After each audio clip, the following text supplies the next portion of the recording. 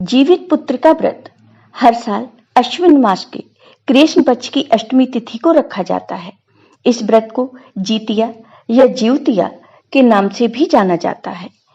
इस व्रत में जीमूत वाहन भगवान की पूजा की जाती है। यह सबसे कठिन व्रतों में से एक है, क्योंकि यह निर्जला और निराहार रखा जाता है। जीवित पुत्र का व्रत को अपने पुत्र की सुरक्षा और उसके सुखी जीवन के लिए रखा जाता है। यह व्रत माएं अपने बच्चों के लिए रखती हैं। अब सुनिए जीतिया की ये कहानी। किसी गांव में दो बहनें रहती थीं। एक का नाम सुखिया और दूसरी का नाम दुखिया था। दोनों का भाग्य उनके नाम जैसा ही था। दुखिया बहुत गरीब थी और बहुत दुखी रहती थी, और सुखिया बहुत अमीर थी और हमेशा सुखी रहती थी। दोनों एक ही गांव में रहती थी। दुखिया सुखिया के घर में काम करती थी, साफ सफाई करती थी, खाना बनाती थी, और जो खाना बच जाता था वह खाना सुखिया दुखिया को दे देती थी। इसी तरह दुखिया का घर चलता था। समय बीतता गया, दोनों के बच्चे हुए। सुखिया के 2 पुत्र थे और दुखिया के भी 2 पुत्र थे। एक बार की बात है, जब जीतिया का व्रत आया तो दोनों बहनों ने जीतिया का व्रत रखा। दुखिया सुखिया के घर में काम करती थी। व्रत के दिन दुखिया ने सुखिया के घर जौ चावल साफ किए। उससे जो खुर्दी निकली वह अपने लिए रख ली और साफ चावल सुखिया को दे दिए। फिर साग को चुना। साग में से जो डंठल निकले वो अपने पास रख लिए और अच्छा साग सुखिया के लिए रख दिया। अब दुखिया ने सुखिया के घर सारा खाना बना दिया और अपने घर चावल की खुर्दी और साग की डंठल लेकर आई। फिर दुखिया ने अपने घर आकर खुर्दी के चावल और साग के डंठल बनाकर वह खाना अपने बच्चों को खिलाया और वही खाना खुद ने भी खाया। उसके बाद दुखिया सोने चली गई। आधी रात में एक बूढ़ी माँ उसके घर पर आकर दरवाजा खटखटाने लगी। तो दुखिया पूछती है, कौन है? तब बूढ़ी माँ बोलती है, बेटी मैं हूं, दरवाजा खोलो। दुखिया ने उठकर दरवाजा खोला तो दुखिया ने पूछा, माई आपको क्या चाहिए? इतनी रात में आप यहाँ किस लिए आई हो? तब बूढ़ी माँ ने बोला, बेटी मुझे बहुत भूख लगी है, कुछ खाने को दे दो। दुखिया उसे घर के अंदर ले आती है और कहती है, माई हम लोग बहुत गरीब हैं, आज मैंने खुर्दी के चावल और साग की डंठल बनाई हैं, क्या आप उन्हें खाएंगी? तो बूढ़ी माँ कहती है, हाँ बेटी क्यों नहीं, मुझे बहुत भूख लगी है, जो भी हो तुम ले आओ, मैं वही खा लूंगी। तब दुखिया अंदर जाकर खुर्दी का चावल और साग की डंठल ले आती है और बूढ़ी माँ को दे देती है। बूढ़ी माँ खाना खाने के बाद कहती है कि मुझे अच्छे से कुछ दिखाई नहीं देता, इतनी रात के अंधेरे में मैं अपने घर कैसे जाऊंगी? तो दुखिया कहती है, कोई बात नहीं माई, आप आज यहीं रुक जाइए, सुबह अपने घर चले जाना। तो बूढ़ी माँ दुखिया के घर में ही सो जाती है। फिर थोड़ी देर बाद उठकर बूढ़ी माँ बोलती है, बेटी मुझे दीर्घ शंका लगी है, कहाँ करूं? तो दुखिया कहती है, मेरे घर में बाथरूम तो है नहीं, इसलिए आप उधर कोने में कर दीजिए। फिर बूढ़ी माँ पूछती है, बेटी भड़भड़ करें या छरछर करें? दुखिया नींद में थी तो वह कहती है, माँ जी भड़भड़ कर दो, मैं सुबह साफ कर दूंगी। फिर थोड़ी देर बाद बूढ़ी माँ पूछती है, बेटी मैं अपने हाथ कहाँ साफ करूं? तो दुखिया कह देती है, माँ जी आप मेरे सर में अपने हाथ को साफ कर लीजिए। फिर जब सुबह होती है तो दुखिया को यह सब सपने के जैसा लगता है कि सोते समय मुझे कोई सपना आया होगा। वह ज्यादा कुछ नहीं सोचती और नदी में नहाने के लिए चली जाती है। जब वह नदी में नहाती है और अपने बाल धोती है तो उसके बालों से होते हुए जो पानी बहता है वह सोने का पानी होता है। आसपास की सभी महिलाएं यह देखकर चकित हो जाती हैं और कहती हैं, तुम्हारे बालों से तो सोने का पानी गिर रहा है, क्या बात है। फिर उसे रात की सारी बात याद आ जाती है। वह दौड़कर अपने घर की ओर भागती है और यह सोचती है कि उसका घर दीर्घ शंका से गंदा हुआ होगा, पहले उसको साफ करना होगा, तब स्नान करूंगी। जब वह अपने घर जाती है तो देखती है कि घर के हर कोने में ढेर सारा सोना बिखरा पड़ा है। यह सब देखकर दुखिया बहुत खुश हो जाती है और सोचती है कि जीमुत वाहन भगवान की कृपा है। यह सब जो माता का रूप धारण करके मेरे घर आए और मुझे इतना आशीर्वाद दिया।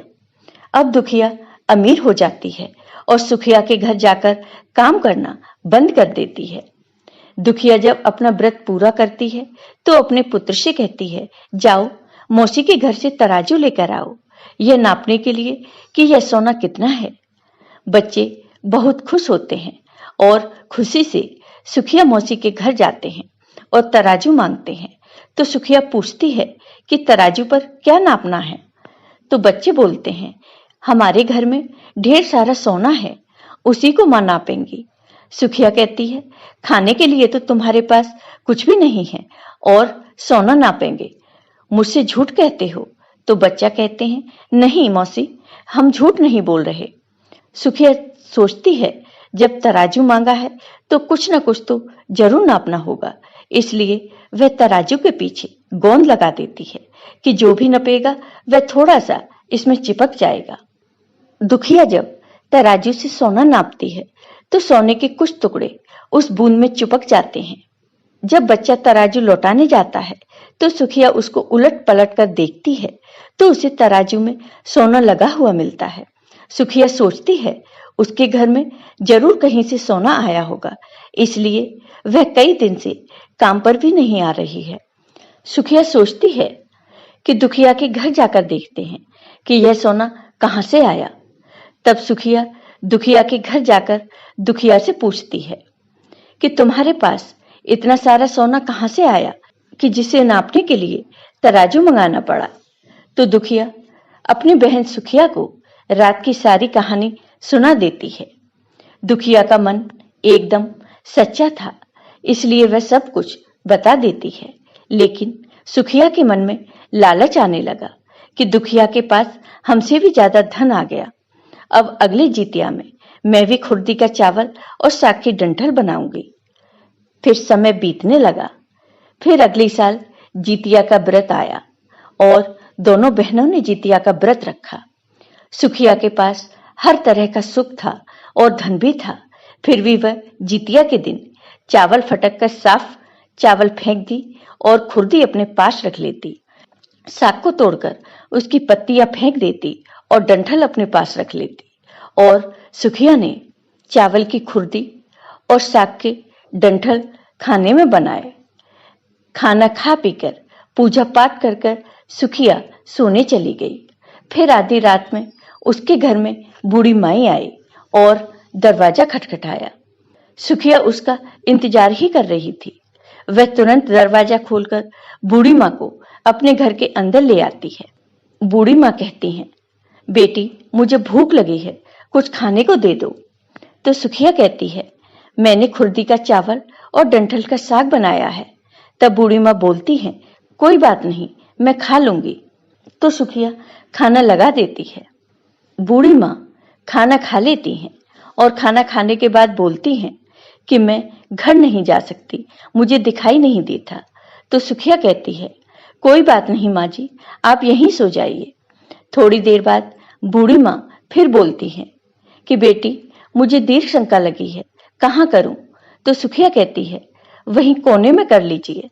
फिर थोड़ी देर बाद बूढ़ी माँ पूछती है कि भड़बड़ करूं या छर। इस समय सुखिया को याद नहीं आता कि दुखिया ने क्या बोला था। तो सुखिया बोलती है, माँ जी छर कर दीजिए। फिर बूढ़ी माँ पूछती है, बेटी मैं अपने हाथ कहाँ साफ करूं। तो सुखिया कहती है, मेरे सर में साफ कर लीजिए। बूढ़ी माँ अपना हाथ सुखिया के सर में साफ कर लेती हैं। जब सुखिया सुबह उठती है तो उसका पूरा घर गंदगी से भरा होता है और उसके बाल में भी बहुत गंदगी लगी होती है। यह सब देखकर सुखिया बहुत दुखी हो जाती है और उसे बहुत गुस्सा भी आता है। वह अपनी बहन दुखिया को बुलाती है और उस पर गुस्सा करती है कि तुमने हमसे झूठ कहा और मेरा पूरा घर गंदा करवा दिया। तब दुखिया पूछती है कि तुमने क्या कहा था, भड़भड़ या छरछर? तो सुखिया कहती है, मैंने तो छरछर कहा था।